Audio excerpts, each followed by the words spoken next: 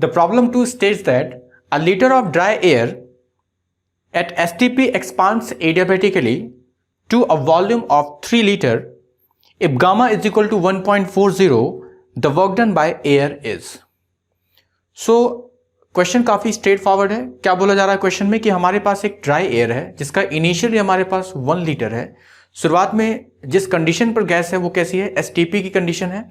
और आप सभी को पता है कि at standard temperature and pressure की वैल्यू हम क्या ले सकते हैं, इट इज 1 एटमॉस्फेरिक प्रेशर।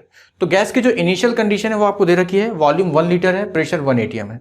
अब गैस को एडियाबेटिकली एक्सपांड किया जा रहा है up to a volume of 3 litre. तो इस एक्सपांशन के दौरान गैस ने कितना वर्क किया, एयर ने कितना वर्क किया, ये आपको फाइंड करना है। और ये आपको अज्यूम करना है कि जो हमारी एयर है वो कैसी है, वो एक आइडियल गैस है। सो क्वेश्चन आपको पता है आपके चैप्टर थर्मोडायनेमिक्स से पूछा गया है, which is a very important unit of class 11th।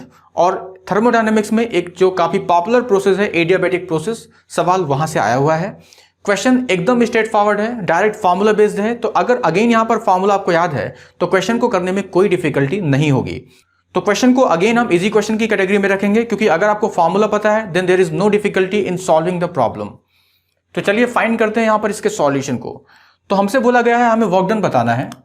We all know that the work done of adiabatic process is given by nr delta T upon 1 minus gamma.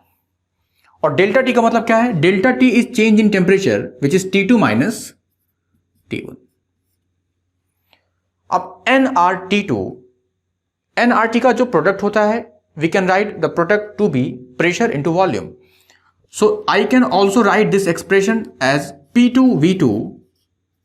तो nRT2 को मैंने क्या लिख दिया, P2V2 माइनस nRT1 को मैं लिख दूंगा P1V1 divide by 1 minus gamma.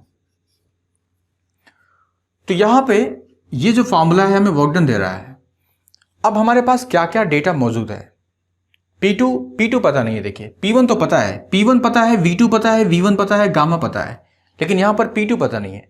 तो अगर किसी तरह से हमारे पास P2 आ जाए तो वर्क डन हम बड़ी आसानी से फाइंड कर सकते हैं।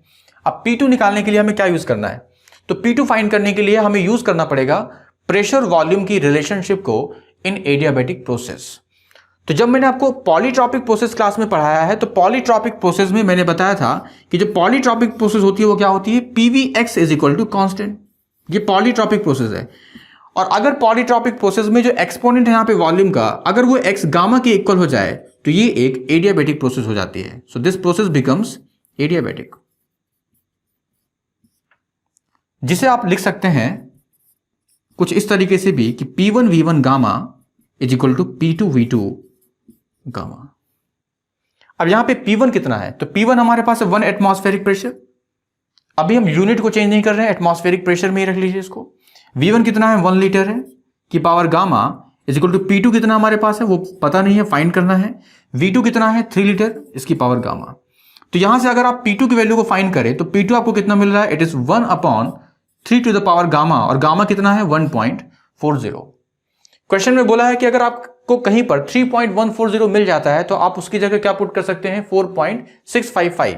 तो यहां पर इट इज 1 अपॉन 4.655।